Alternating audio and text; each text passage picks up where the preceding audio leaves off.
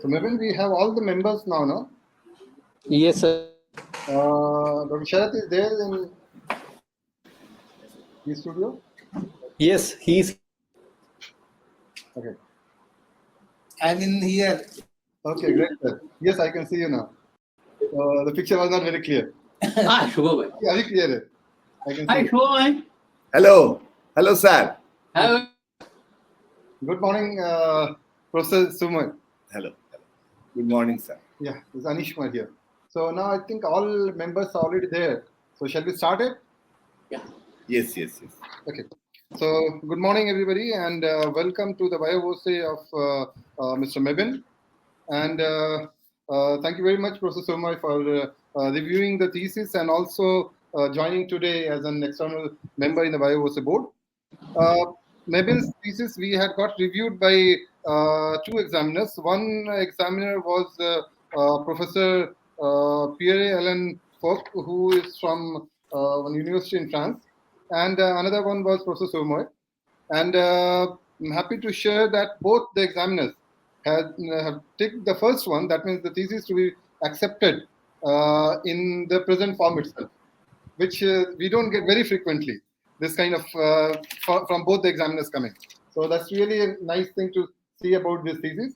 And before we go ahead, it's my duty to introduce the external member. So very briefly, I'd like to introduce him. He is Professor Sumay Mehta, is a professor at Indian Statistical Institute, Kolkata. He obtained his Bachelor of Engineering in Electronics and Telecommunication from Jadavpur University, Kolkata, in '92, and then Master of Technology in Computer Science from Indian Statistical Institute, Kolkata, and then where he was ranked first and awarded the Indian Statistical Institute Alumni Association Medal for outstanding performance. And then he continued doing his PhD from ISI on the topic of Boolean functions with important cryptography properties. He has many publications to his credit, and he has more than 20 crore worth of sponsored projects that he has handled. And he is served as program committee for several important committees, including in one of the cases where he was involved for Japan and India collaboration as well. So with this very brief introduction of the external examiner, I would just request maybe the guide and convener, Dr. Balasubramaniam, to tell about the candidate and the PhD a little bit, and then we will go to Dr. VPC Rao, chairman of the doctoral committee, to conduct the proceedings with the external member. Sir, just one, sir. That is, before Professor Balu telling things about myself, I am really embarrassed, I would say. So in cryptography, Professor Balu has the first paper related with Neil Koblitz related to certain elliptic curve, and we all learned initially from SARS classes and all things. So I'm really fortunate to be in a committee. Thank you very much, sir. But Dr. Balasubramanian, sir, maybe you can just speak few words about the candidate, the thesis, and then we can move on to Dr. VPC, also the chairman of the committee.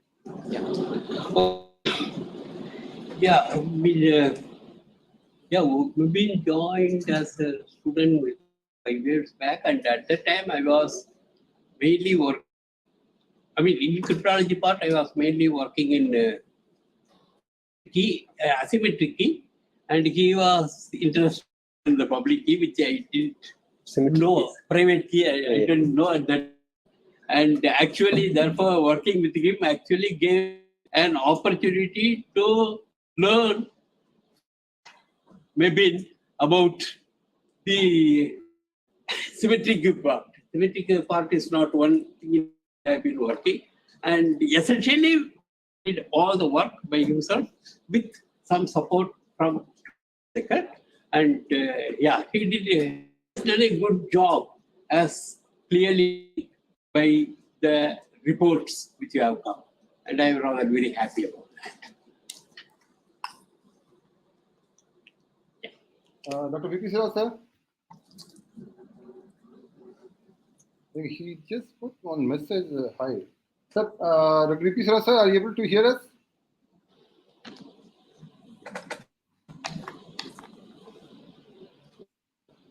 Yes, put a message. Yes, yes. Okay.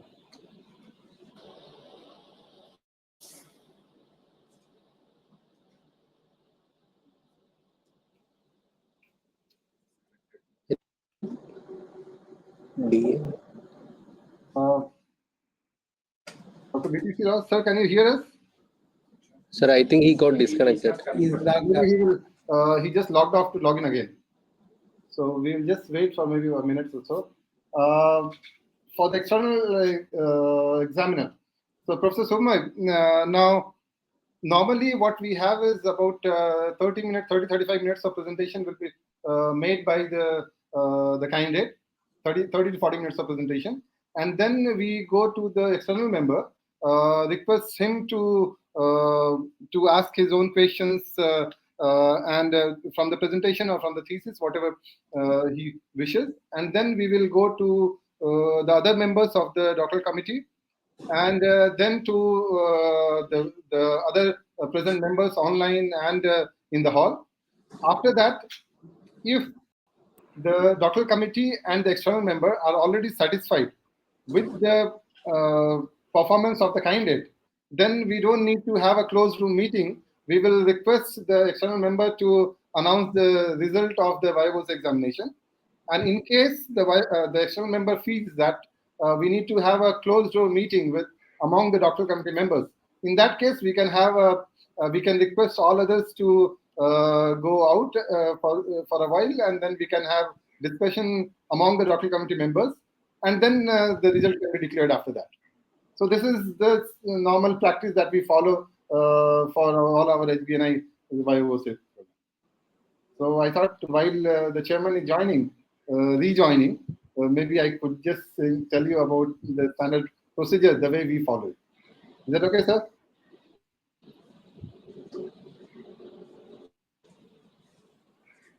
Sure, he's asking. It's okay. Yes, sir. Absolutely okay. I thought he's asking to our chairman, sir. Okay.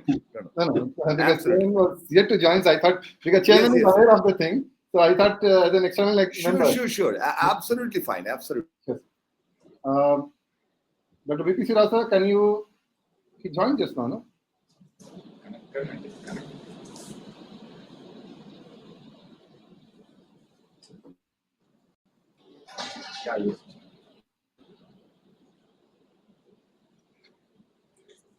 Dr. V.P. Sirao, sir? Yes. Good morning, Good morning, Mr. Tanish. Are you able to hear us now clearly? Yes, I can hear. Yes. Sure. So yes. then I have already informed about the general procedure and all that has to be followed. And Professor Balasubramaniam has also introduced about Mabin's work and all. So now you have to, as the chairman, you need to continue the proceeding. Maybe you can request the external member. Go ahead, sir. Yes. Okay. Very good morning, everybody. So welcome to the defense of Mabin Joseph. Now I request the chairman chairman of the exam committee to take over and conduct the examination. Thank you, sir. Please go ahead.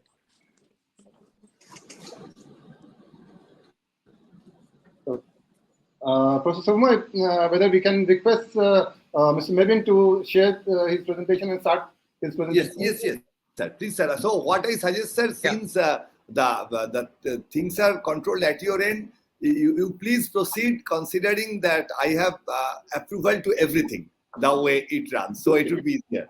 And Professor Balasubramaniam is there, so I think he has experience of running this for a long time. So please proceed. I am listening. Yeah, sure. Mabin, please share the presentation. Sure. Okay, sir.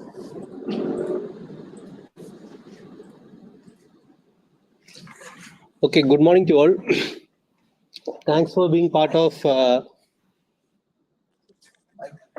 Look here. this is also. That's okay. Sir, am I audible? Yes, we can see the Yeah. slide also. It's okay. Okay, sir. So thanks for everyone who is part of this meeting. So now I'll be presenting my PhD thesis titled Analysis of Lightweight Symmetric-Key Algorithms and Their Software Implementation. So this is the outline of my presentation. So I will start with a brief introduction on cryptography and cryptanalysis.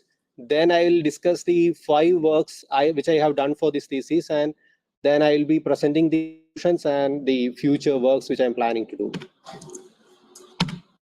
So coming to cryptography, cryptography is the field of science that studies about the algorithms that are meant to secure communication between two parties who are communicating through an open or insecure channel. You can see from this diagram that Alice and Bob, they are communicating over an insecure channel, and Eve, the attacker, is trying to eavesdrop, and he is also able to tamper the data. So the cryptography studies about the algorithms that are meant to protect this communication between Alice and Bob.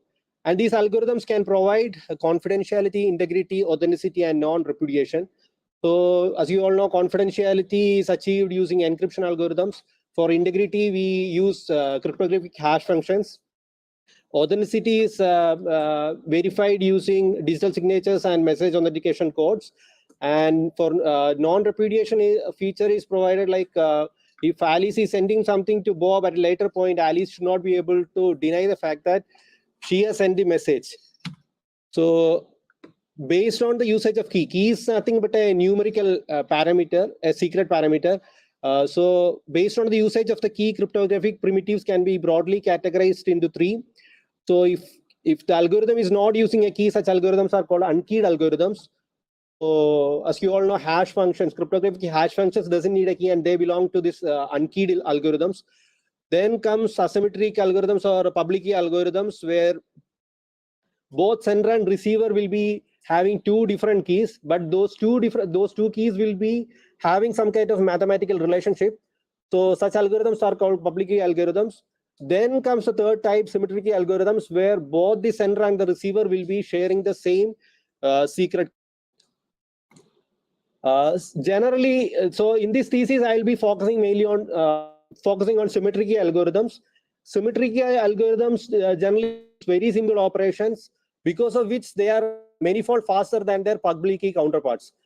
Generally, since the secret key has to be shared between 2 parties, as you can see on the whiteboard nearby, there is a password written over the demo at 123. It's not we don't share the secret passwords like this on a public, where people both the sender and the receiver can take it and use it for encryption. The secret key has to be communicated in a secure manner. For that, we use public key algorithms.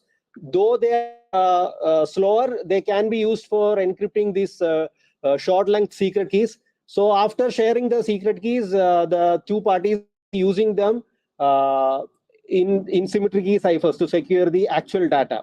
So that's how general security protocols work.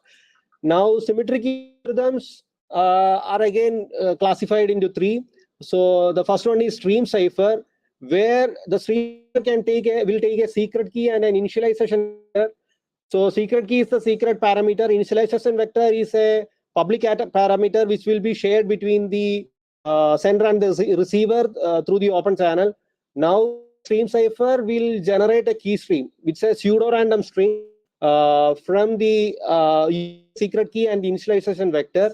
Now the key appears to be random to a computationally bounded adversary, because of which we say that stream ciphers are computationally secure. So even if you the available computational resources, a normal person cannot distinguish it from a random source. Now generating the key stream, that will be XORed with the plain text, generate the ciphertext. And the when the ciphertext receiver also will have the stream cipher and the secret key along with the initialization vector. So along with these things will be applied onto the stream cipher, and another key stream will be generated. The same key stream will be generated, and it will be XORed with ciphertext to generate the plain text. Then comes block cipher, where we encrypt messages in blocks. So block cipher is an encryption function that maps an mbit plain text block to a ciphertext block using a secret key. So for decryption, we will use reverse mapping. Now, if you want to encrypt a message longer than a mbit, so in that case, the blocks will be there, and we will be using certain modes of operation where all these blocks will be chained and encrypted. The third type is MAC algorithm. So this is meant to provide authenticity of the verify the data. So it can be used to assure of the party from whom the message originated. The sender and the receiver will be sharing the secret key, and the MAC algorithm will take the secret key and a message of arbitrary length. And from this message, it can generate a MAC length, and this MAC will be communicated along with the data. Now at the receiver end, again, the MAC will be regenerated using the secret key and the message that the receiver has received. Now he will verify the MAC that has been sent by the sender with what was computed, and using that he will be able to verify whether it has come intended origin. Suppose a message gets modified again, then also MAC will change. Because of that, implicitly MAC algorithms protects the data integrity too. Now, all these three types of symmetric key algorithms I have analyzed in this thesis, and then you can see a terminology called lightweight, which I have used in the title. So general algorithms or conventional cryptographic algorithms for desktop or server environments, they require a lot of computational resources, whereas there are some environments like RFIDs and WSNs where you cannot conventional cryptographic algorithms. For that purpose, we go for cryptographic algorithms, which require CPU, memory, and power.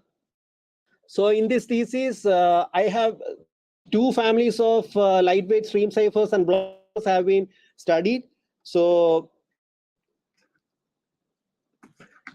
now we were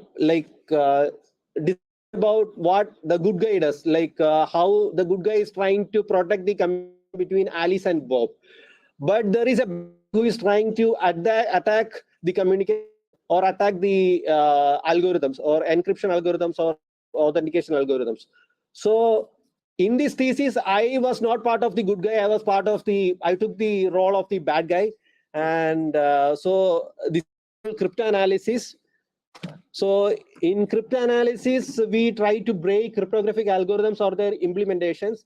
The main purpose of doing this is to detect weaknesses that can compromise the security of protocols where these algorithms are used. So if there is no cryptanalysis done on these open cryptanalysis done on the algorithms, we are blindly believing what the designers are claiming, and if at all there is a weakness, not able to know. So the duty of the cryptanalyst is to acting like a hacker who is trying to find some flaw in those algorithms. So we have two methods. One is to recover the secret key, such are called key recovery attacks. Now the other type is telling apart a cipher from a random source. Such attacks are called distinguishing attacks. So ideally, ciphers should behave like a random source. So then there will be a distinguisher, which leads to distinguishing attacks. So these two types of attacks will be discussed in this thesis. And again, based on how these attacks are working, cryptanalysis can be broadly categorized into three. It's mainly like on where it is targeted. That is the main reason for categorizing them. So if the attack is on the algorithm as such, then it's called cryptanalysis. If somebody is finding an attack on the algorithm and the complexity is very less, then that algorithm cannot be used anywhere. Whereas sometimes they will be strong enough, there won't be any attack. But again, you can find some kind of attack on its implementation. So such attacks are called side channel attacks or attacks. So in case of side channel attacks, the attacker will be listening to the side channel information emanating from the device, encryption device, or the crypto device, and using that, the attacker will be building the attack or mounting the attack. Whereas in case of fault attacks, so in case of side channel attack, it's a passive attack. In case of fault attack, it's an active attack where the attacker will try to tamper the functionality of the device. Like he will alter the functionality of the device by injecting some faults, and then using try to recover the key. Now, these were the motivations for my research. So when I started this, recently you can see the light Symmetric-Key algorithms are gaining a lot of popularity because of the advent of IoT devices and all. So I thought of evaluating the security of some of the recently proposed popular ciphers. I chose two families, one each from tree ciphers and block ciphers. So lightweight WG family of stream ciphers, they were granted a US patent, and another spec of lightweight block ciphers. Actually, they are means ISO standard for RFID devices. These ciphers were designed by researchers from the US National Security Agency. So that gave me enough motivation to analyze these ciphers, and while evaluating the security, I could find that they are vulnerable to carry flag due to the use of modular addition. Then I found that REBOK, which is a Russian cryptographic standard, initial investigation showed that these algorithms, they are also having addition operation, which can make it vulnerable to carry flag attacks. So I think their security too. So I set the objectives of the research like this. So first point was to emphasize the importance of probability assumptions and calculations in cryptanalysis, because we are doing a lot of probability calculations, doing cryptanalysis on Symmetric-Key algorithms. And the second and third point was to perform the attacks on WG's ultra lightweight WG ciphers, spec block ciphers, and HMAC Streberg family of MAC algorithms. Then as the fourth objective, I set it like we decided to make a protected software implementation of the RCR ciphers, whose security was already evaluated during this work. So then the chapters of the thesis are similar to the outline whatever I have kept for this presentation. So coming to the first work on the security of RCR family of stream ciphers. So this was a case study on case study where I reviewed the only reported alleged attacks on the RCR ciphers. So RCR ciphers were the recent additions to the RU family of stream ciphers. So this is called RU because this is Latin or Cyrillic term. So it's called RU family of stream ciphers. So RCR64 and RCR32 are the two members. The only reported attacks on these ciphers are due to Ding et al., and it was published in the Journal of Universal Computer Science. When we reviewed these attacks, we could find that they had made some wrong probability assumptions. So due to which they were able to build this attack. So I consider this as a case study to highlight the importance of probability assumptions and computations in cryptanalysis. RCRs, the internal state of the RCR cipher consists of three components. One is a permutation P of 256 elements. Another is an array of 260 elements, where each element is 32 bit long and a variable S of length 32 bits. So there are the uses two related keys K1 and K2. So when K is used, the internal state and the second output word can be represented using these variables.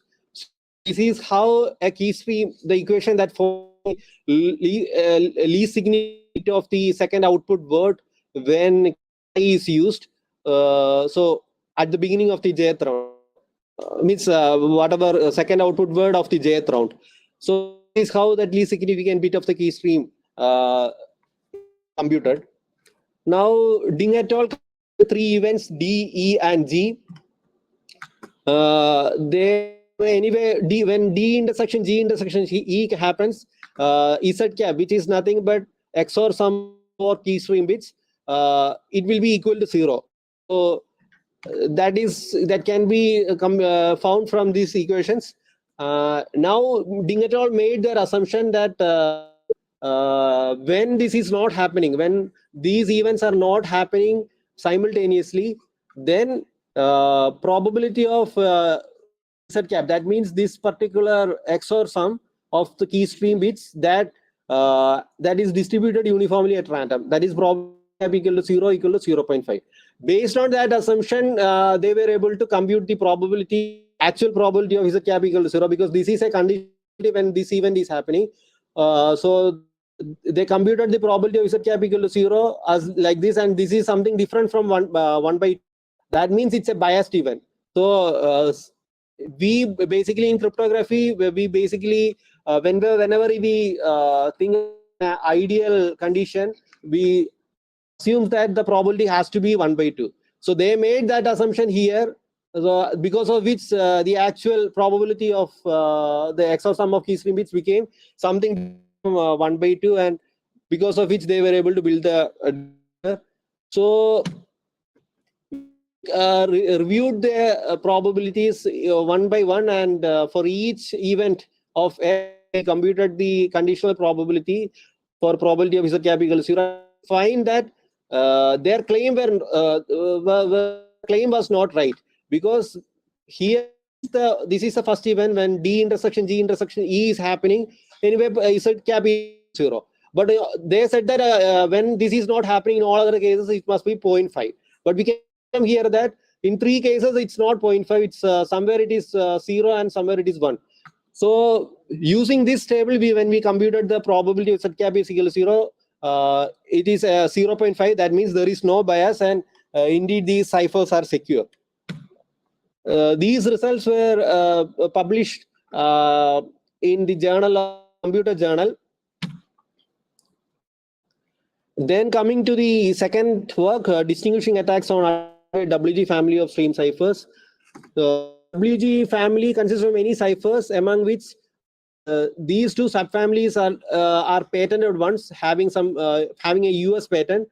So the family consists of ultra lightweight ciphers, 3 numbers, and the key since they are ultra lightweight, their key and IV size is 80 bits, and they are proposed to be used in RFID system for anti-counterfeiting. And WGB family consisting of 31 ciphers with key IV size 128 bits, and they are proposed to they are meant to secure 4G or 5G secure networks. So these families of ciphers were designed by the researchers at Waterloo University, Canada, and they are having LFSR based construction. So for an example, I will take WGA. Same thing is used for WGB as well. So in WGA, you can see that the LFSR. So LFSR is nothing but a linear feedback shift register. So here each cell consists of 8 bits. And at each instance, they will be getting updated using these particular operations. So some XOR multiplication operation is there, where omega is nothing but the primitive of the primitive polynomial used by this field f2 power 8. Now here an exponentiation function, there is a W transformation function. So this is an 8-bit input, which is the WA transformation, and transformation will compute a single bit that will be given out as key stream bit yesterday. Now we detected input-output correlation in WA transformation function. So WAX power D is correlated to both some XOR sum of the input and X into omega power 38 the input XOR sum of the bits of that value also. So based correlation, this is the recursive function used to update the LFSR. So here, so this is the recursive function which will be updating the LFSR. Now from this equation and correlation that has been found out, we can compute this particular equation which happens with a particular probability. This is a bias. So the biased event will be the XOR, that is the XOR sum of, so this happens, this is a biased event. So if you rewrite it, you will get it like this. The XOR sum of 4 key stream bits will be 0. Now we estimated the biased event. So for that we found the best possible choice, that is the key stream bit, the bit positions of the input X, this particular S value. So the best possible options chosen by doing an SOC search, and that we were able to compute the estimated probability. So see that this is a biased event which has a probability lesser than 0.5. Now when you are, so using that will be we could build the distinguishing attack. So the complexity of the attack will be the number of samples required. So, the number of samples required by the attacker to clear that there is, it's 0.5 and it is having a bias. So for that, the number of can be computed using this equation. So here this is for 99.99% success rate, because at 3.62 sigma we have the confidence 0.9999. Now for both WG and WGB, we could find, for all the members of these families, we could find the complexity. And for WGA, the best complexity or maximum required at number of samples is 2 per 29. This is the maximum complexity. Here, this is the maximum. Now, 2 per 29.7 is something which can be achieved. So we vary it experimentally, and these results shows this is the bias estimated theoretically, and this is whatever we conducted experimentally, and both of them matches almost. This result has been presented at 2016 conference, Lightsex 2016, and proceedings were published in lecture notes in computer science of Springer. Coming to work, side channel analysis of spec. So from stream ciphers, now we are coming into block ciphers, family of lightweight block ciphers. So it was designed by the researchers of the US National Security Agency and standardized by the ISO IC RFID devices. It has ARX-based design, means addition, rotation, and XOR operations. These are the main operations used in this construction. And because of that, they are very fast in software. And each is called spec MN. And for spec MN will be using N bit key and M bit. It will have a block size of M bit. And for each of those parameters, like the number of the rotation constants, everything will be now for an example, we will take spec 64. The same attack can be applied on all. So spec 3264, this is the final round of encryption. So the ciphertext, the C1 and C2 will be the ciphertext generated by the final round. So 20 subkey is represented by K21. So the addition operation which takes X and Y as input, and you can it will output that. So this is a 16-bit of addition. So the ith bit of X, ith bit, the carry generated at the ith bit, and the input carry at the ith bit, and the output generated that is ZI. All these things, the values take are shown in this truth table, and C out is the carry flag, that is C16, the last outgoing carry, that will be the carry. Now we could find that ith bit of the output is Z. So X plus Y is equal to Z. So the ith bit of his X or C out is biased towards 1. So there is a bias like this. Now the probability is that this is equal to 1 is shown here. So you can see that the bias will be decreasing as we go LSB to LSB. Now, because of this, the attacker will be able will be able to recover the key of spec 3264. What the attacker will she will collect n ciphertext and their corresponding carry flags. These carry flags will be taken as side channel information. Then she will make a guess for K21I, so the ith bit of the key stream bit.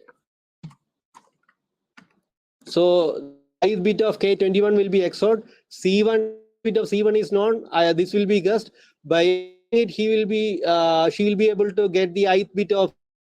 Now we know that if you carry this has to be biased towards 1. So if it is biased towards 1, then the guess is, if not, the guess is wrong, and she will have to like if she has guessed as 0, then she has to consider. Now to see whether her guess is right or not, to see whether it is biased towards 1, number of required can be computed using this equation for 99% success rate. Now this is the data requirements for 99.99% success rate. If I equal to 6, for I equal to 6, for 23.7 samples.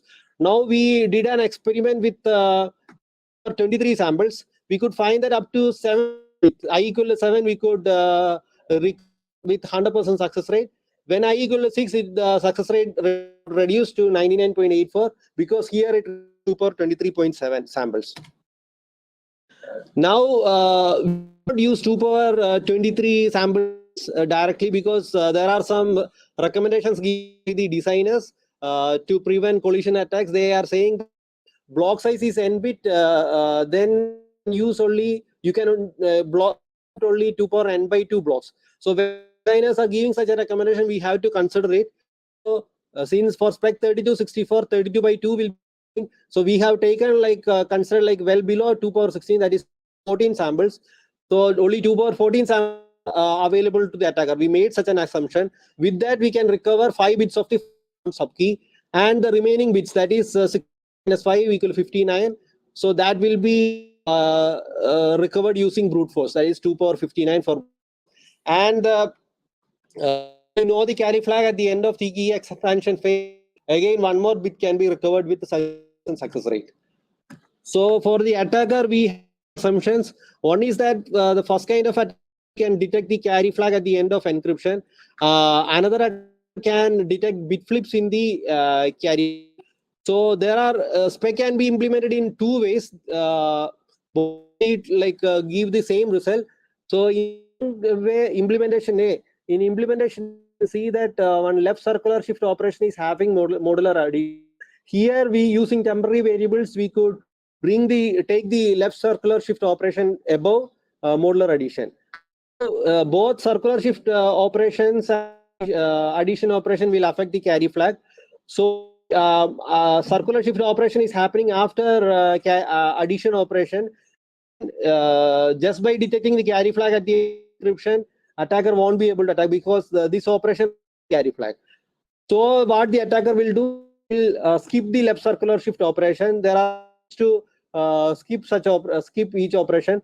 Another is to inject implementation B. B will be taken and it will be we will replace, the attacker will replace implementation A with implementation B in the microcontroller firm. Since the function is the same, the user won't be knowing that then she will be able to use her method to attack the implementation. In case of adverse, since she can detect bit flips for like 1 or 1 to 0 flips can be detected. Even both implementation A and implementation B are vulnerable. Carry can be detected using these techniques were found out through literature survey. So you can malicious code using return-oriented programming, or you can even use electromagnetic cycle to examine the bit flips like 0 to 1 and 1 to 0, like practically demonstrated and published. Then again, in another method, people have used like injecting faults during the computer carry, and later using that they will be able to detect the carry. This has been published in the Journal of Computing. Now the fourth work, fault-assisted side channel Max Strebog. So Strebog is a family of hash functions, the Russian cryptographic standard Ghost, and there are two members. Max Strebog is a family of MAC algorithms based on hash functions. So it's based on Strebog, you have Hmax, that is Hmax Strebog 256, Strebog 512. The key sizes are 256 variant is 256 bits, and for is key size is 512 bits. So the Strebog algorithm and Hmax Strebog algorithm is given here. See the one highlighted in red color. So this is the operation where modular is used, and that will be the final operation. So ultimately, the targeted operation will look like H in plus K dash mod 2 power 512. So it's a 512-bit modular addition operation where H in is an intermediate carry generated, and we assume is known to the attacker, and K dash is a secret key that has to be. Now the attacker will be exploiting the carry flag to recover K dash. Now we can consider rewrite this as x plus y mod 2 power n, and then we can compare it with whatever truth tables we created for while analyzing spec. So again, the same relations will work here. So if xi minus 1 x, so the ith bit of xi, x, and ith bit of carry generated at the ith bit position are XOR equal to 1, then we can say that the unknown value y, that is the key. So the ith bit of y will be equal to the carry at the ith bit position. So using this, you can create a build attack. So if you know the first bit of the intermediate carry, intermediate hash in, and a more significant bit of intermediate hash in, and the carry flag, you with 75% success rate, you can get the more significant bit of K dash. So to recover more number of bits, we build an active attack where we will be injecting some faults. So if this x is not equal to 1, in that case, what we will do, we will flip the ith bit of x, we will flip this bit, and then we will again observe the carry. So that represented as c dash I. This is the truth table that shows how these values will be varying. Now you can see that after flipping that ith bit of x, if the carry is not changing, that is ci is equal to c dash I. If in that case, the ith bit of y, that is nothing but the secret the key, bit which unknown bit which we want to recover, that will be equal to ci, and the incoming carry will be ci minus 1, so that we can recursive manner.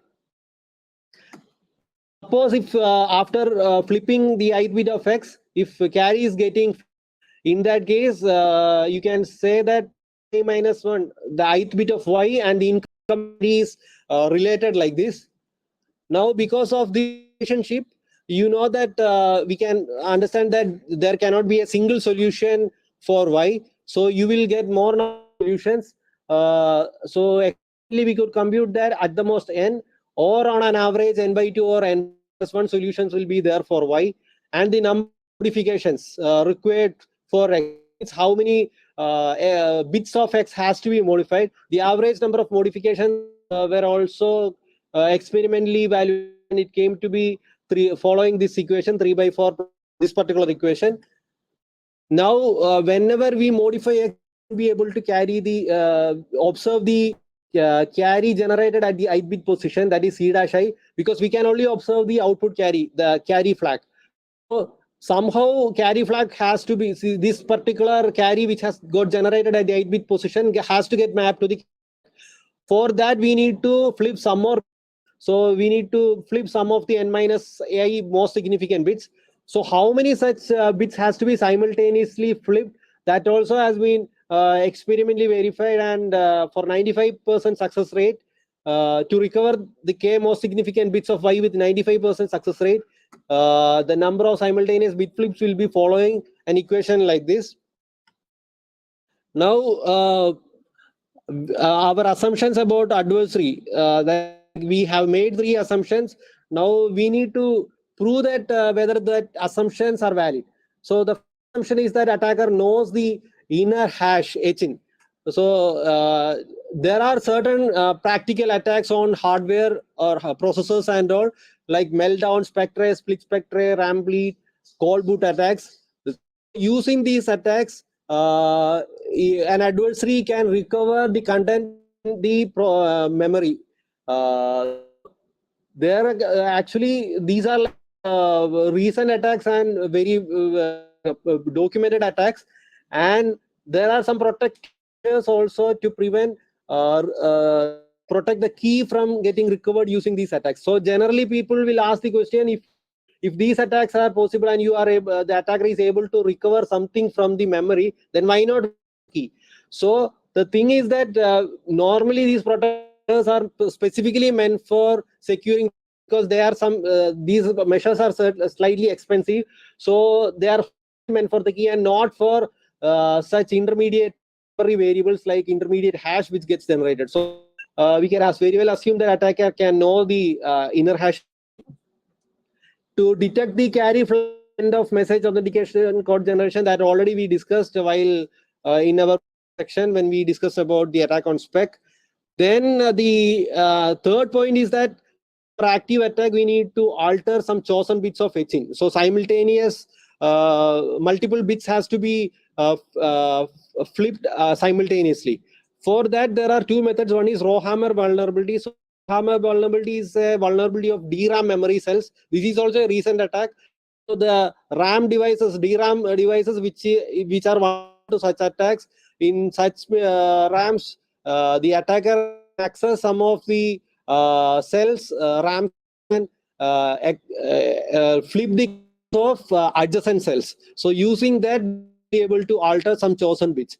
Now multi cases are also available. So where 6 or maybe even more, I'm not sure, I could find a product with even 6. So simultaneous spots on the board or locations or registers can be faulted using these multi-spots. Now, this particular work was presented at CT-Crypt conference in Russia, and we have also communicated the results to a journal. To my last work, revisiting the software efficient stream ciphers, while doing the first security of RCR family of stream ciphers, I could find that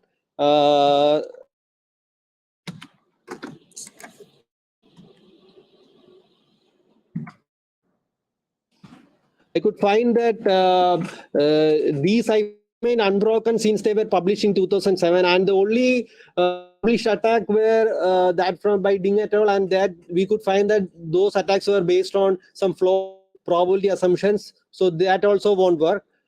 We thought of analyzing the security of RCR64 and RCR32, presenting some developing a protected implementation of these ciphers and analyzing their performance. RCR support a wide range of key IV sizes, and designers haven't recommended any specific key IV size. But while analyzing, we could say that we recommend using them with 256-bit keys and 84-bit IVs. One reason for setting the key size as 256-bit is that NIST at least 112 bits for keys currently. And if you want to prevent post-quantum adversaries, then you need to the key size. That means it will become 224. And standard key sizes are like is 256 bits, so we have chosen 256 bit keys. To prevent time memory data trade-off attack, to have IV size as 1.5 times that of key size, so we have 384 bits. Now the RCR ciphers instance with the following key and IVs, key IV sizes were used to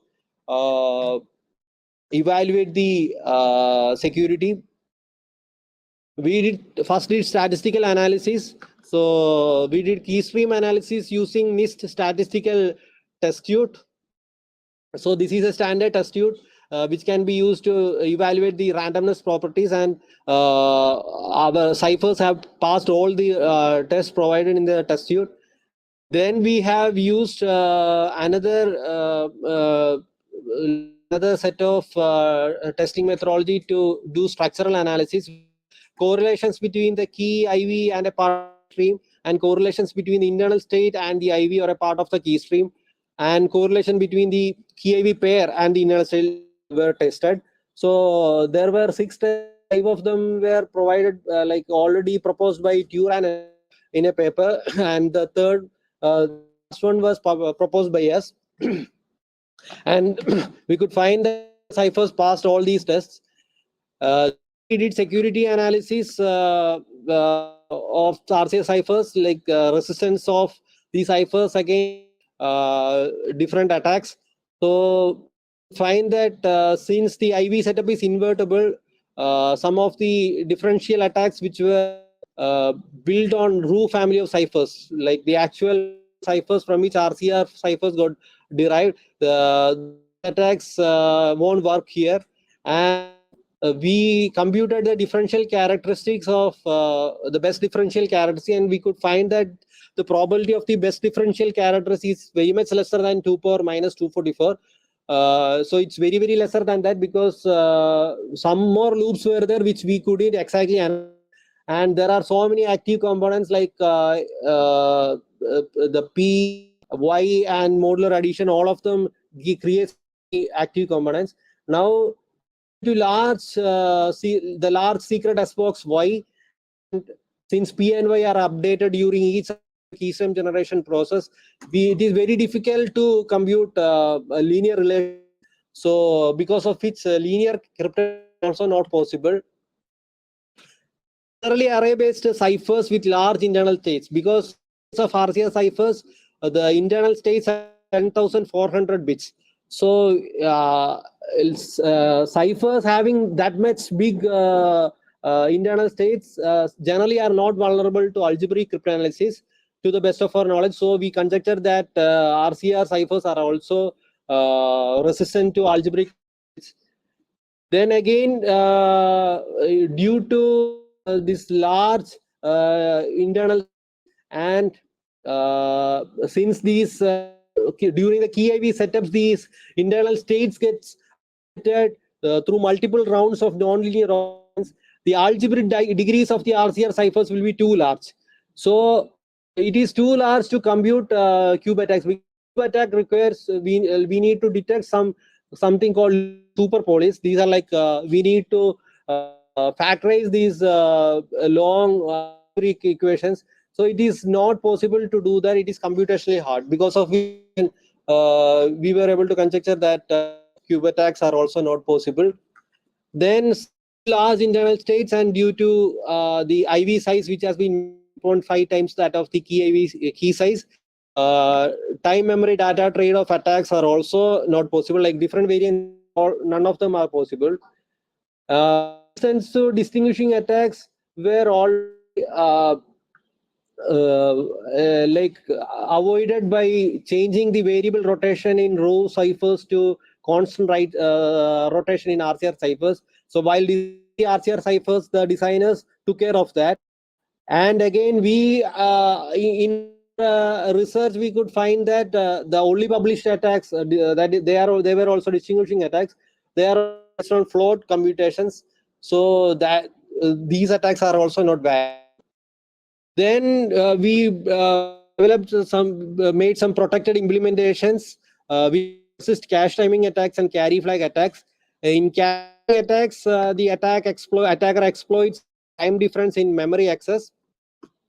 So whenever you are accessing particular memory location, if it is already accessed, that memory location can be accessed quickly compared to another location which has not been accessed recently.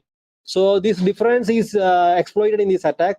To prevent that, we normalize the gate just before and just after the encryption. So what we did was that in our code, internal state will be copied to temporary arrays just before the encryption, and then the update will be copied back from the temporary arrays to after the encryption. So before or after encryption, no one will be able to mount timing attack. Prevent carry flag attacks. The final keystream generation step involves addition operation. So there is a possibility of building carry flag attacks. It can be vulnerable. So to prevent that, we added one more masking operation like this after the final, immediately after the key IV setup and encryption operation. So random number, these are R1 and R2 distributed uniformly at random, because of which carry flag, overflow flag, and parity flag will be getting set uniformly. Now these implementations, protected and unprotected implementations, were tested. Performance of these implementations were evaluated using SuperCoop tool. This is a openly available tool set for comparing the performance of various encryption algorithms and crypto and other cryptographic algorithms as well. So our implementations were ported into this toolbox, and we evaluated performance. So C implementation and the platform tested. So we could find that this is the number of CPU cycles required, and this is the message length. See that this one is the protected implementation. Because of the extra operations, requires slightly more number of cycles, but it's not that different. Again, here you can see that because of the highly complex key IV setup. Key IV setup requires a lot of cycles, so that's why initially around 5,000 cycles are. Now, when we compared the performance of these ciphers, which are popularly available, popular ciphers and block ciphers in counter mode, we could find that when they are very good at long messages. So for short messages, they are not good because of the complex key IV setup. But for long messages, they perform very well. So we could find that their speeds are comparable to best known algorithm, fastest known algorithm. This work has been communicated to a journal, and it is almost final stages of getting published. So coming to the closing remarks, so in this particular research, PhD research, I could establish the non-existence of the keystream bias that being detected in the RCR ciphers. So they made some wrong probability assumptions. So based on this particular case study, we had the importance of making right assumptions while doing probability calculations, so that are not misjudging the security of the algorithms. Then I could build distinguishing attacks on ultra lightweight WG family stream ciphers. So these are the first published attacks on these ciphers.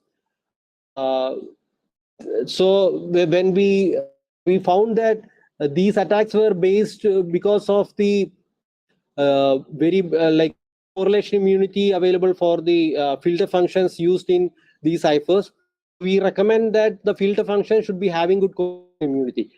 Again, we could in our analysis we could find that if at all the number of tap positions in the LFSRs were more, then our attacks could have been precluded. So that is another point which can be followed, which we recommend while designing LFSR based ciphers. If not implemented with proper protection, then ciphers which use modular addition are vulnerable to carry flag attacks, and we could show that with an example of spec family of ciphers and HMAX Streebox family of ciphers.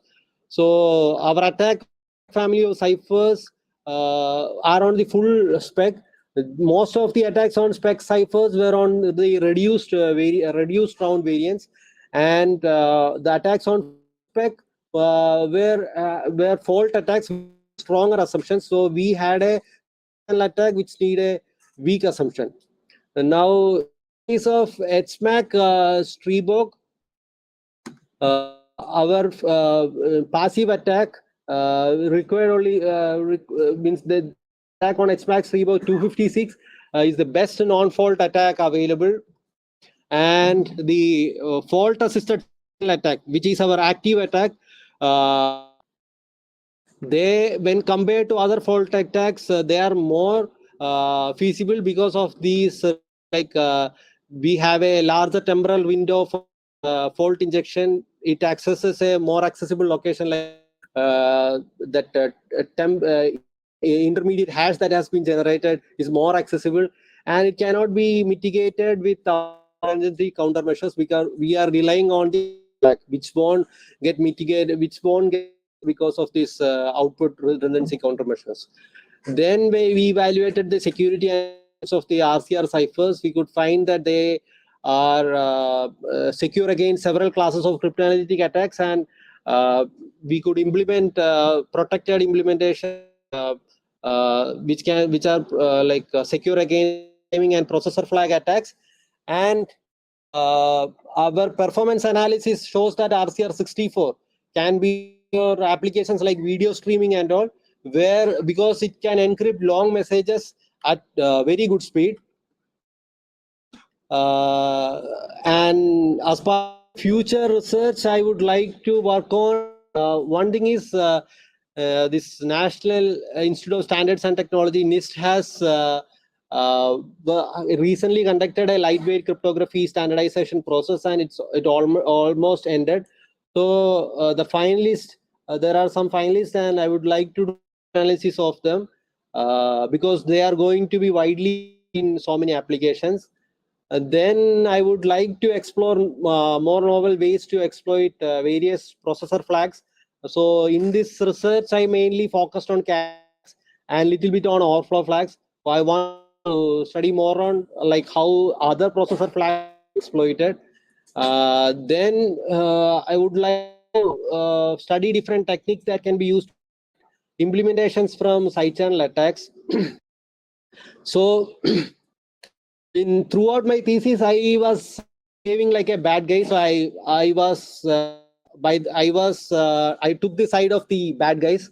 So in future, I would like to be a good guy, and so I would like to design lightweight Symmetric-Key algorithm. But unless you know how bad guys behave or bad guys act, you won't be able to be a really good guy, a smart good guy. So that's why I took this analysis or cryptanalysis as the main area of my research, rather than going directly dwelling directly into the design part. So in my future work, I will be working on designing of algorithm. So that's one of my future dreams. Thank you for listening to me, and if you have any queries, you can ask.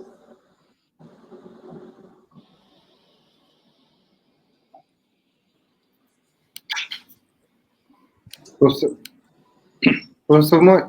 Yes, so the one comment that ASCON is selected as the champion. So my question would be, how do you like to proceed with your knowledge? Now, say ASCON is already decided as the winner.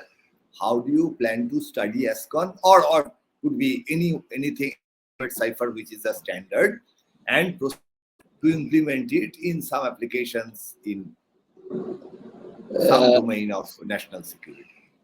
Yes, sir. So basically, the approach which we use to analyze any cipher is first, I will have to go through the specification of the cipher in detail and see what all are the components. Like one thing is we have so many set of standard attacks, differential attacks, linear attacks.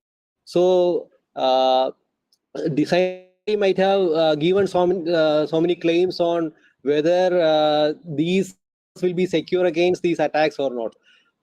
First, we need to see their claims, and based on that, we have to intuitively whether any of the attacks can be applied on them. So basically, I will have to go in detail and maybe have to see how each rounds are working. In detail, I have to see, sir. Okay, and what are the differences between a standard cipher and a lightweight cipher? Sir, in standard ciphers, normally one is the internal state. So internal state may be of large size. So because there is no constraint about the memory, so internal state can be any size. Whereas in case of lightweight cipher, we need to have a very small internal state so that it be included in that limited memory.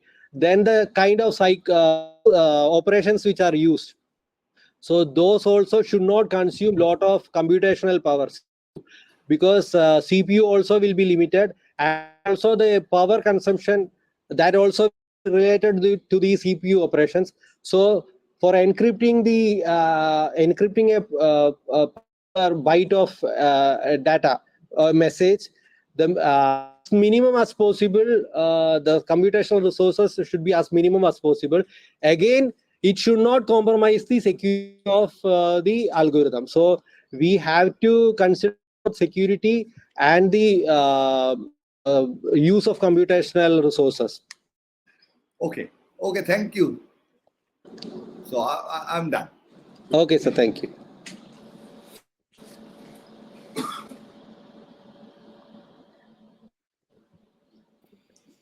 BP Rao, sir?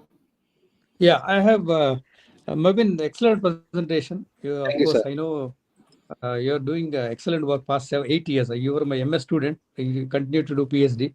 Excellent work. I have only one question. This towards the end, you said one performance simulation. You compared your results with benchmarked fastest stream ciphers. What Yes, is sir. the latest versions? Which year of the database the benchmark data was? You said you compared to the Yeah, fastest.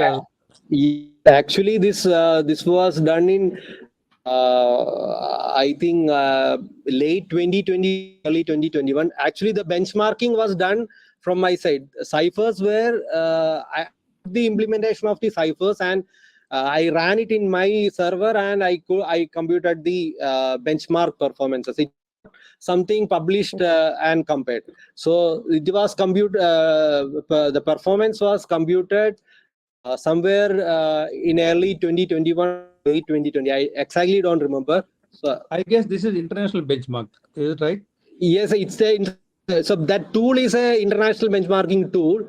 So Okay. Anyhow, you have submitted these results to I think a journal which is yet to be. Hope it yes, will be accepted, and there's yeah, nice comparison you have made. Currently, Yeah. it is in minor revision stage. So we have communicated the minor revision, so it will be get published soon.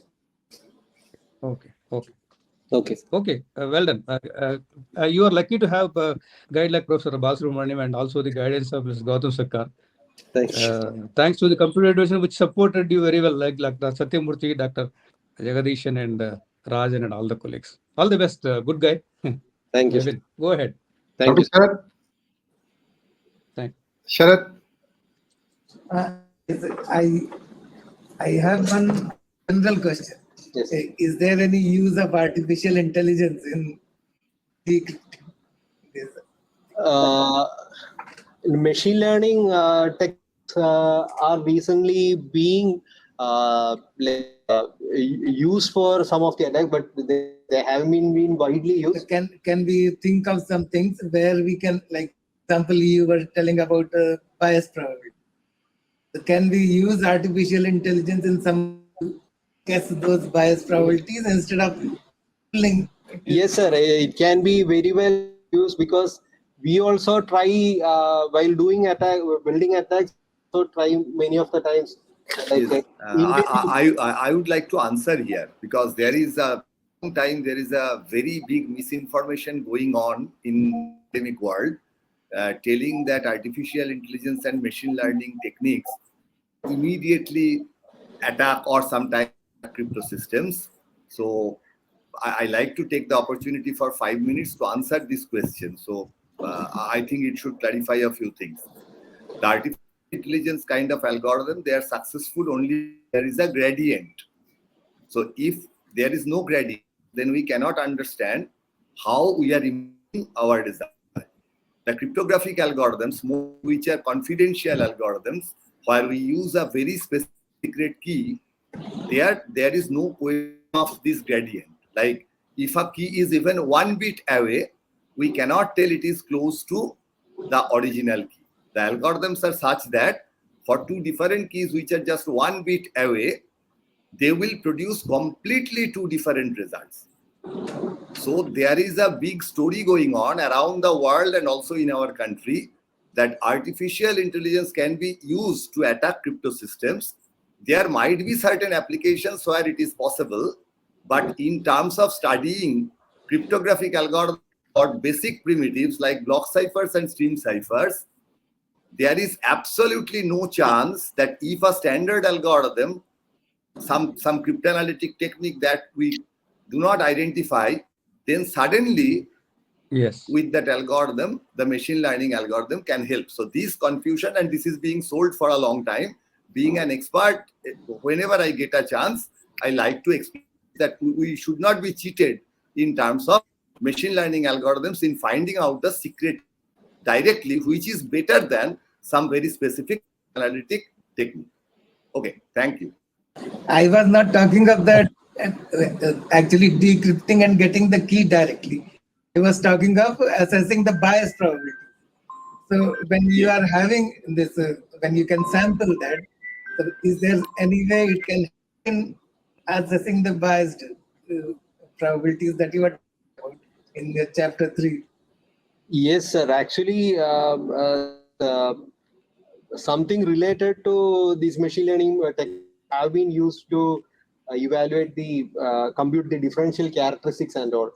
So when there are like differential characteristics, when you want to compute the differential characteristics across multiple rounds, which is the best estimate for the trail, or which is the best characteristic, for that we are using linear programming and these kind of some machine learning. Where it is published? Is it published in any of the top conference like Crypto, Eurocrypt, Asia Crypt? And so these should be made very clear that top international cryptanalysts are really not accepting these things.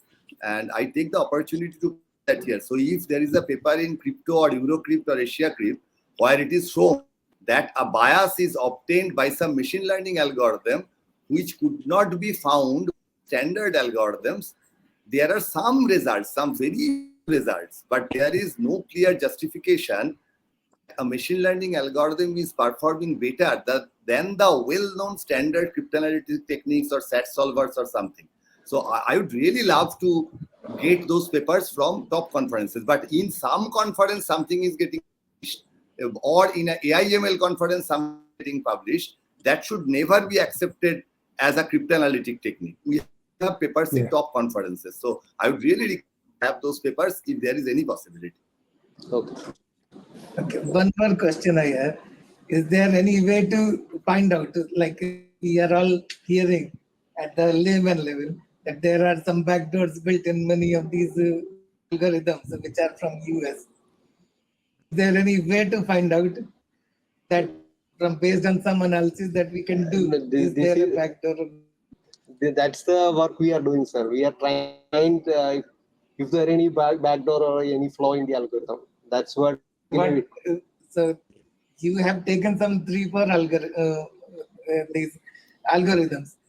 Now, like if we hear general news in WhatsApp, now they will say whatever messages we are sending, they are like accessible to other people who are studying those messages, and they are able to decrypt and see what are those messages. So how is that being done? So there are two things. There will be either backdoor to an algorithm, or there will be backdoors to implementations. mostly backdoors are onto the information. So to you, they will say that the data is encrypted, and only you and the other party to whom you are communicating will be knowing it. But that will be the way in which they have implemented. And since the source code is not available to you, WhatsApp source code won't be available to you. It is only available with Meta. So that way you are hidden from such things. So how implementations are being done, that we have reverse engineer and see. Some of the things we do, that's the way in which they do reverse engineering and try to find how it has been implemented. So otherwise, if the attack is on the algorithm or the pseudo code or the implementation somebody is publishing, that we can evaluate this kind of crypto analysis or security evaluations. Okay. So, Dr. Srinivasan. Nice analysis, Joseph, and the extensive presentation. Thank you, sir. And, I don't have any questions to ask, except wishing you for developing a robust algorithm in future. Thank you, sir. Okay. Somebody from the audience in the hall? Yeah. Mabin, I have two questions. First, now you have chosen atomic analysis for the WG family, no? Yes. And side channel analysis for the spec family. What is the basis on which you have chosen these two? And not done fault analysis. Sir, actually, the best attack what is possible for an attacker point of view, if with minimum resources, I will be able to build a algorithmic attack if I know that it's having a flaw. So that will be the first thing I will be trying to do. So in case of spec also, first I try to see whether it's having some kind of algorithmic weaknesses. So it multiple ways, and I need to get a result which should be like which I can claim as something better than the existing attacks. So you mean you conducted algorithm Yes, also? But spec algorithm wise, it is much better. Or not like there are so many differential attacks were there on the. Or we don't have enough resources to complete the analysis. Was resource requirement, because that's what I was telling. Something called mixed integer linear programming, so similar to SAT solvers. So this is a method, the linear programming method, the optimization problem. People will be trying to compute the best differential characteristics. So for that, there are so many which has been published in the top venues. Now they use some tools. There is one tool called Gurobi, which either we have an academic institute to get a license. So I got a license here. After that, they were not renewing, and using that license, I would try out something, but I couldn't get a result because people were able to publish better differential characteristics than what. So then I could find that there is a possibility to attack, build a side channel attack. So that's what. So this is like it's not a direct way to get an attack a cipher. Complete analysis means you have to do all the one of them, few of them. So first we will start with algorithmic. So if we can get an algorithmic attack, that can. And your conclusion with respect to WG is you are suggesting some improvement in the algorithm. Yes, those LFSRs has to be like has to be more, and that WG transformation that can be made that has to be modified so that the correlation immunity can be. Probably the side channel analysis will reveal the implementation. Finally it will result in improvements of how we can efficiently implement. So we assume that the cipher algorithmically cipher doesn't have any problem because in case of modular addition, it's a non-linear operation which can be used, and it's widely used. To use it, you should be careful, and that too people argue about the way in which attack, but still we based on our other published results, we claim that it's a thing which has to be taken carry flag. So you got enough exposure experience on analysis, and you are in a position to design a new lightweight cipher, no? But no, you want to start cipher, or you should have some basis, no? Or out of your study, which you find it better, and you want to No, take it's from. for me, it will be easier to start with a lightweight stream or block cipher, one of them. So since block ciphers are more like fundamental building block, like if you have a block, you can even use it like a stream cipher. You can it in counter mode of operation and use it as a lightweight block ciphers are that's what I You want to take something as a basis, like one family, like Roo family has been taken for ASIA. No, like that you want to start or any of the existing families. currently I haven't decided anything like that. Or can you throw that which is much, or you have done analysis of all the things? No, even one is performance wise, another is on strength. So that way, the one which AR arcs based constructions are very simple, and performance wise they are very good.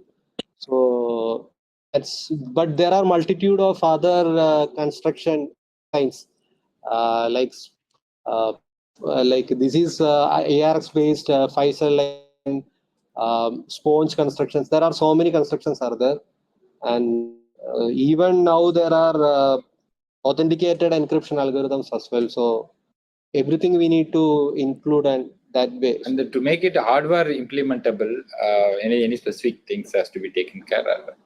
Only software based algorithm. So for hardware, the design, yes, in our construction, the operations used and the elements used will be slightly different, because they should be more suited for hardware operations. So if you consider spec is meant for software operations, whereas there is another cipher, it's like a spec called Simon. So that is designed for hardware operations. Like slight difference is there in their design. So similarly, we need to select the operations so that it be more suited for hardware implementation in hardware. Okay, thank you.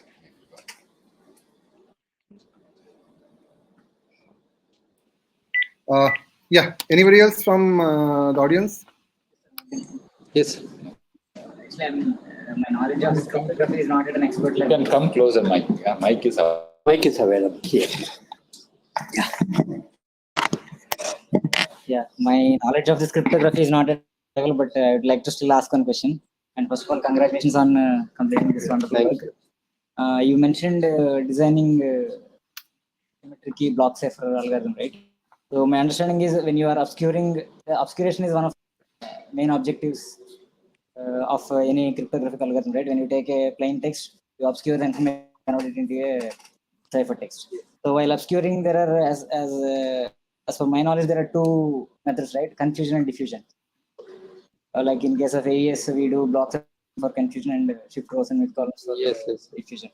So what do you think is more vulnerable to algorithmic vulnerability, which is more difficult to achieve introducing algorithmic vulnerabilities when it comes to confusion and diffusion?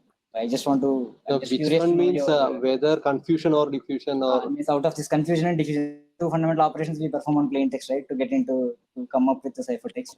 Yes. So when out of these two, confusion and diffusion, which is more difficult to introduce with leading to algorithmic vulnerabilities?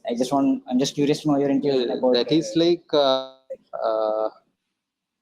exactly I cannot tell which one will be more difficult, but it depends upon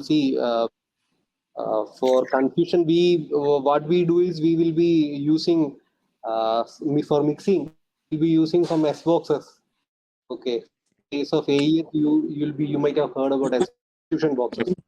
So these substitution boxes, along with those column and row mixing operations, together we are getting this diffusion. Means all the bits message will be diffused, and again you will be adding some secret keys into it to have the confusion. So it's like a mix of operations. So each one of them has to be like S box. If suppose you are using a weak S box, Like if you SBOX analysis of analyzing in the SBOX itself, there are a lot of. So if you are not analyzing the SBOXes properly, if you are using a weak SBOX, then the substitution is happening. So there itself, there can be so many different trails and some linearities also can come into that. So properly it won't get mixed. So it's like all the components together. It can't be generalized. No, I take this question. Yes. Hello, 2-3 minutes. In any kind of cipher or any kind of algorithm which works on a discrete computer, classical computer, it can be modeled as a Boolean function. A Boolean function, some inputs and some outputs, and it could be as large that we might not actually implement it. So confusion property is related to the Walsh spectrum of a Boolean function, and the diffusion property is related to the autocorrelation spectrum of a Boolean function. Now, also there are certain relationship between the Walsh spectrum and autocorrelation spectrum of the Boolean function. Now, while we are designing a crypto system, our motivation is to optimize. But there are some examples where we can show that while you can have the best autocorrelation and best nonlinearity, which is related to system, can be achieved for bent function kinds of functions. Since those are not balanced, you cannot directly use them in a graphic system. So there is trade-off, and we cannot have optimal things for both while we are designing a crypto system, because balancedness is not possible in the best component. But we have to check both, and there are lots of, I would say hundreds of opinions related to the relationship between Walsh spectrum and autocorrelation, and those are actually the heart of analyzing a kind of stream or block cipher. Okay, sir, thank you. To add to that, both the key as well as the plain text can be seen as two different inputs, and the relationship between the key and the ciphertext is one. The relationship between the plain text and ciphertext is when you talk about confusion and diffusion. Just two different inputs. So I don't think it's maybe appropriate to compare which one is difficult. End of the day, it's like an input and Any other question? You can ask from there. We have hanging mics in the room. No, that's not working. No, please. That's not working, sir. No, come here. I'm able to hear everybody. No, near the mic is here. One of the slides may be talking that H inner hash. Yes. You are assuming that it is attacker. The reason what you are telling is the secret key is protected in memory, but H in what is it cannot be protected. No, it is like if you are implementing spec in such a way that HN is protected, it can be. But generally, when you consider the protective measures, before this attack was built, cannot be protecting HN, but people will be protecting key, because to avoid attacks, the protective measure generally use attacks, the attacks which are used to read the memory, people will be exploit them to recover the secret key which is stored in the memory. Now, to protect the secret key in the memory, there are different methods. Sometimes the key itself won't come to the memory; it will be stored in some registers. So there are different techniques for that. Published results are now. So when I am presenting, same question will come. Then if you say that you can read the memory, why not read the key? Then I can say that key may be protected. So in that case, key cannot be recovered. But there is something called HN which is still there in the memory, which you can take. Cannot be protected. Which cannot be protected. Which protected if you are intentionally protecting it. But you will have to build your own system for that. See, HN is a 512-bit long, and it is not that easy to protect it. And even if you are protect, then you have to build your own thing. So only when I have published the result, maybe the design think about protecting HN, and they will say that okay, in this implementation, HN along with the key will be having protection, so that even by reading the memory you cannot get it. So that's what. Dr. Gautam Sekhar, do you have any point, any question? Yeah, mainly a few questions and maybe a couple of questions. So in your slides, you mentioned 2 goals of cryptanalysis. Can you go maybe to that?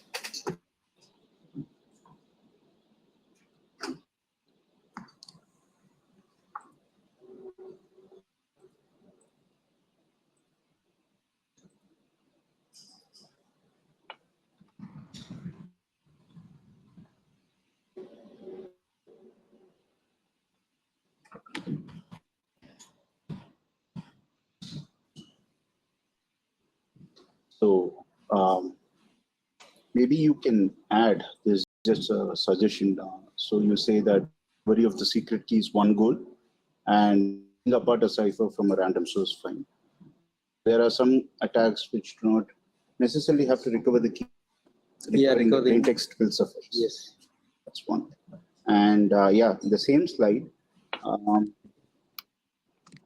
So you mentioned 3 different categories: algorithmic, side channel, and fault analysis. Do you see possibilities for an attack to fall into all the 3 categories? Possibility of an attack. Are there like sharp boundaries, or are there? So can an attack be a side channel attack that is because of an algorithmic flaw? Yes, that is also possible. And which can also be. Yes. I think that you can make a kind of a Venn diagram with overlaps. And so if you can go to the slide where you mention countermeasures to processor flag attacks for the RCR ciphers.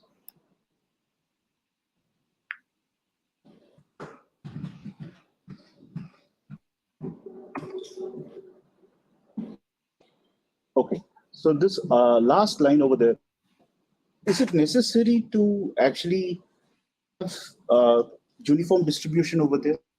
Or can I simply have that step as something like, 1 + 1 or something? It would also permanently set or clear the carry flag. Yeah, it will set, but I wanted to prevent the 2 types of adversaries. Okay. So there are like, while explaining spec, I mentioned about 2 adversaries, adversary A and B.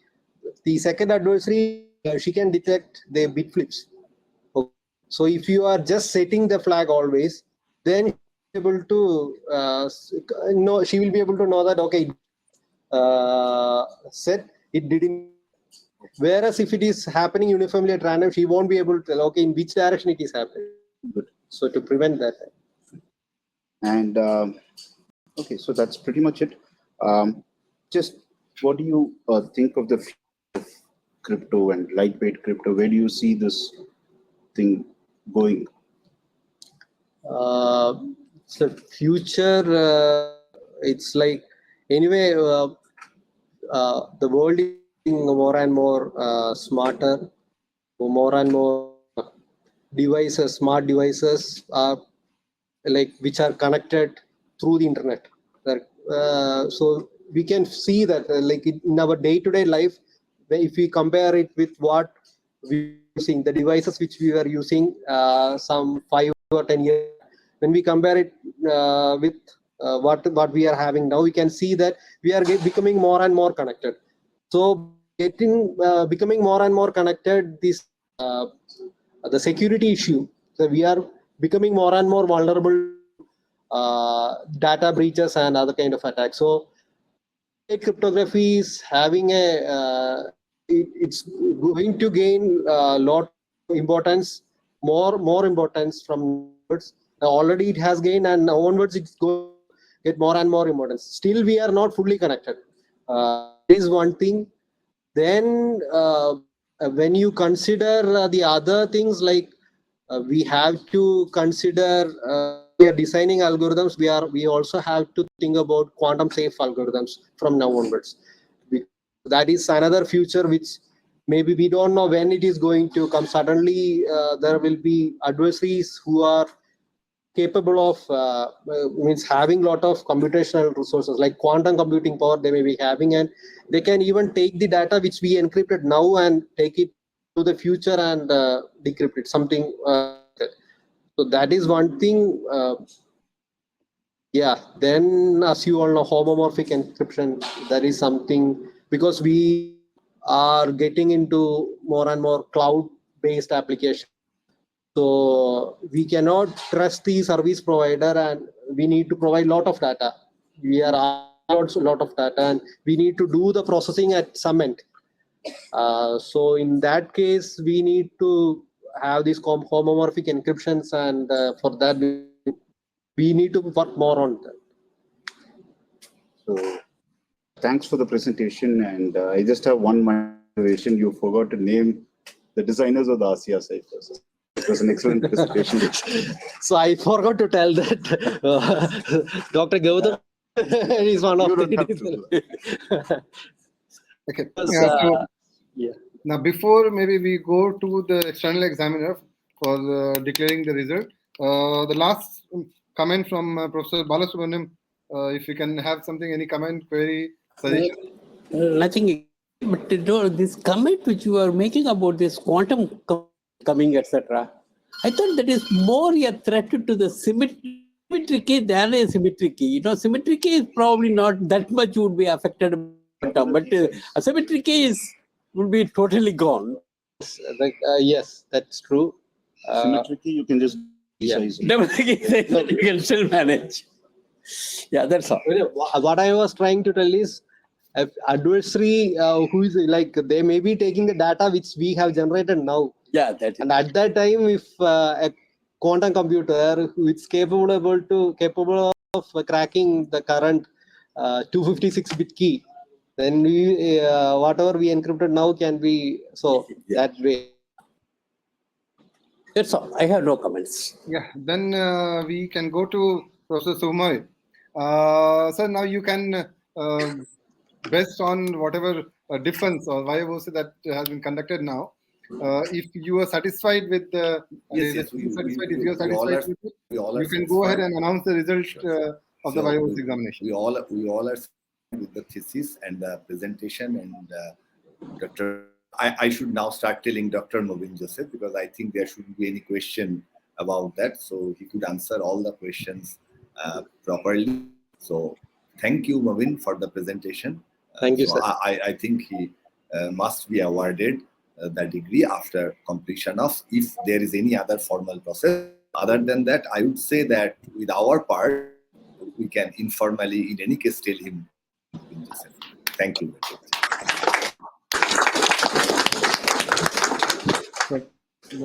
We can all congratulate Mabin as Dr. Mabin once we have all the approval from HBNI regarding the thing. Okay, so now before we close, it is my duty to thank you all for joining today's Viva-Voce examination, and Professor Soumya in particular for reviewing the thesis, and also joining today as an external member in the Viva-Voce board. Now, once this is over, now today, maybe Mabin will prepare some, in discussion with the guide, the Viva-Voce report that is required to be prepared, which can be circulated within the doctoral committee members. And once the doctoral committee members have approved it, then we can send it to all the members for their signatures. Maybe normally what we do nowadays is that the members who are not there in Kalpakam, we can get their digital signature. They can sign it digitally, and the members who are there at Kalpakam also, they can sign finally on the printout, so that we have a few signatures in the original also. And with that, and then I will be contacting Professor maybe for some other formalities to get some more details and all regarding to complete the things. Okay, so if nothing else, thank you very much, everybody, for joining here, and have a nice day. Thank you very much, sir. Thank you. Thank you, sir. Thank you. In our case, Congratulations.